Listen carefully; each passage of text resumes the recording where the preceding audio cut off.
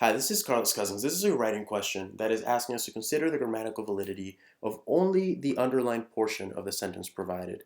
Uh, so this sort of question is great because yes, you have to go back and consider what the author originally meant in saying or writing the sentence provided, but once you've done that, you can go ahead and go straight into the answer choices provided and see which work and which don't. So let's go ahead and try to do this one together. The demand for raw milk was decidedly less pronounced in the Midwest United States than either the East or West Coast. So the idea is that people in the Midwest need less raw milk, whereas people in the East and in the West Coast need raw milk a lot more. Sorry, this being here, my imaginary map of America.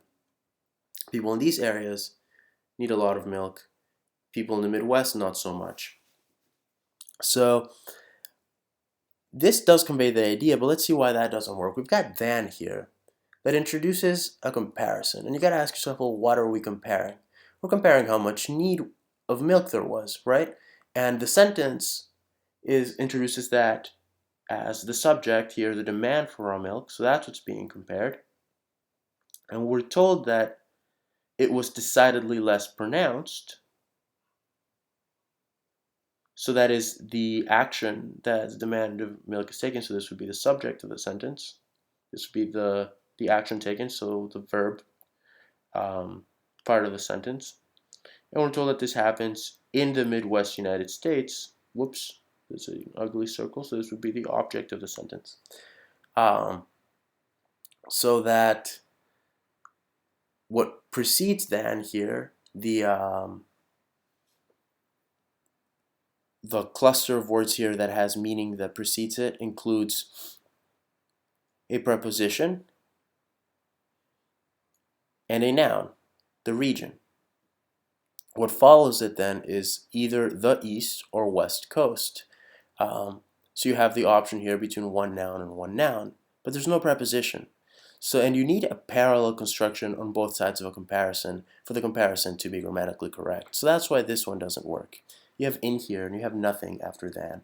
So the second option, than either the East or on the West Coast.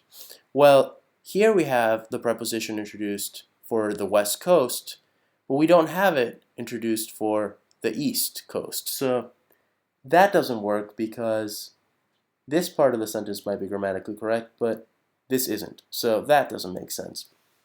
This third option here, then either on the East nor the West Coast. So this seems to be promising, and then all of a sudden we've got a preposition here for the East, but then nor implies that we're going to be making a comparison again, and we don't have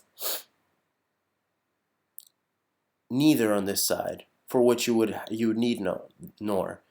It's either or either or, but neither or neither nor. And you don't have the preposition after nor anyway, so this one doesn't work out either. This fourth option here, then on either the East or else on the West Coast. So this sounds nice in that you have the preposition on both sides here, but the else here is unnecessary. We don't need else here. Like we usually say for this sort of problem, you want the most concise and clear definition. This is followed by one that is far more concise than on either the East or West Coast. So we don't need to repeat on if you have it before either, because either introduces a choice. So that if you didn't have either, the sentence could read then on the East Coast, or the sentence could read then on the West Coast. And you don't need to coast necessarily after East because of the same idea. So you have or here. Or is going to introduce a choice between East Coast or West Coast. And if you take out the sentences the words that would be optional by virtue of either or here, the sentence works perfectly. So this is why this is the best choice. I hope that helped with this problem, and happy prepping.